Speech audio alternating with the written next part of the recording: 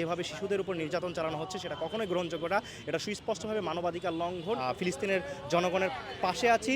আমরা চাই এই গণহত্যা বন্ধ হোক এবং আমরা এই মুহূর্তে এসে আসলে যেটা চাচ্ছি সেটা হচ্ছে শান্তি।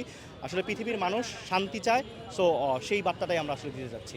আমরা বিশ্বের কাছে সুস্পষ্টভাবে বার্তা দিতে চাই, বিশ্বের যে সকল জায়গায় গণহত্যা চলছে এবং জাতিগত নিধন চলছে, সেই জাতিগত নিধন এবং গণহত্যার বিরুদ্ধে আমাদের সবসময় আমাদের অবস্থান জারি থাকবে। আমরা সবসময় ফিলিস্তিনের জনগণের পক্ষে রয়েছি। আমরা যেই গণহত্যা চালানো হচ্ছে, যে ইসরায়েলি জায়নিস্ট বাহিনী যে গণহত্যা চালাচ্ছে এবং আমেরিকার যে জায়নিস্টরা তারা যে গণহত্যা সহযোগিতা করে যাচ্ছে, এর প্রতি আমরা তীব্র নিন্দা এবং প্রতিবাদ জানাচ্ছি এবং আমরা বাংলাদেশ থেকে সবসময় আমরা ফিলিস্তিনের জনগণের পাশে আছি। আমরা চাই এই গণহত্যা বন্ধ হোক এবং আমরা এই মুহূর্তে এসে আসলে যেটা চাচ্ছি সেটা হচ্ছে শান্তি। আসলে পৃথিবীর মানুষ শান্তি চায়, সো সেই বার্তাটাই আমরা আসলে দিতে যাচ্ছি।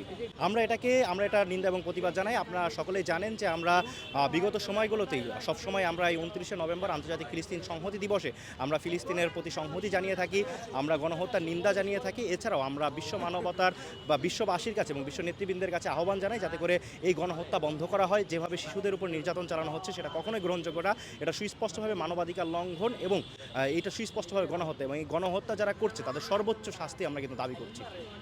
আপনারা সকলে জানেন যে আজকে আন্তর্জাতিক ফিলিস্তিন সংহতি দিবস। আন্তর্জাতিক ফিলিস্তিন সংহতি দিবসের উপলক্ষে আমরা ঢাকা রাইট ফর প্যালেস্টাইন আমরা আয়োজন করতে যাচ্ছি।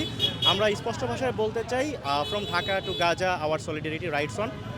আজকে আমাদের যেই ঢাকার রাইট ফর প্যালেস্টাইন কর্মসূচি রয়েছে সেটি ঢাকা বিশ্ববিদ্যালয় টিএসসি থেকে শুরু হয়ে শহীদ মিনার, আগ্রাসন বিরোধী আটস্তম্ভ হয়ে কাটাবন, সায়েন্স ল্যাব, ধানমন্ডি হয়ে মোহাম্মদপুর হয়ে আসাদ গেট থেকে শুরু করে ফার্ম গেট, বাংলা মোটর হয়ে আবার টিএসসিতে এসে আমরা এই প্রোগ্রামটি শেষ করব।